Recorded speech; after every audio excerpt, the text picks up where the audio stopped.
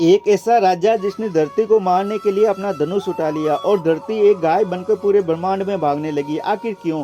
कहानी शुरू होती है राजा वेन से। वेन एक अत्यंत क्रूर और अधर्मी राजा था। उसने यज्ञ अनुष्ठान बंद करवा दिया और खुद को भगवान घोषित कर दिया। जब ऋषियों ने देखा कि वेन का पाप बढ़ रहा है तो उन्होंने मंत्रों की शक्ति से वेन का अंत कर दिया। लेकिन समस्या ये थी कि राज्य बिना राजा के अराजकता में डूब गया। तब ऋषियों ने एक विचित्र विधि अपनाई। ऋषियों ने राजा वेन की मृत देह की जंगा का मंथन किया। उससे एक काला बौना पुरुष निकला जो वेन के पापों का प्रतीक था। वे निषाद फैलाया और जंगलों में चला गया। इसके बाद ऋषियों ने वेन की दाहिनी भुजा का मंथन किया। इस बार शरीर से एक अत्यंत तेजस्वी पुरुष और एक सुंदर स्त्री प्रकट हुए। वे पुरुष भगवान विष्णु के अंश पृथु थे और स्त्री लक्ष्मी की अंश अर्ची थी।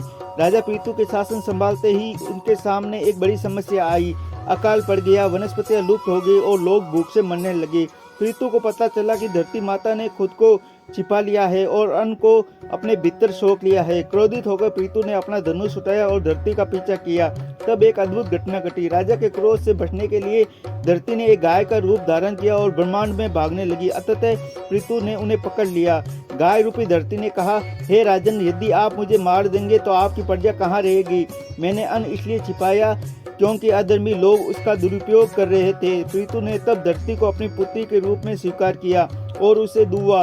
उन्होंने शंभु मनु को बछड़ा बनाया और धरती से दूध के रूप में वे सभी औषधियां, अन्न और रत्न निकाले जो जीवन के लिए जरूरी थे। राजा पृथु ने उसे जीवन दान दिया और एक पिता की तरह उसकी रक्षा की। इसीलिए इस ग्रह का नाम पड़ा पृथ्वी।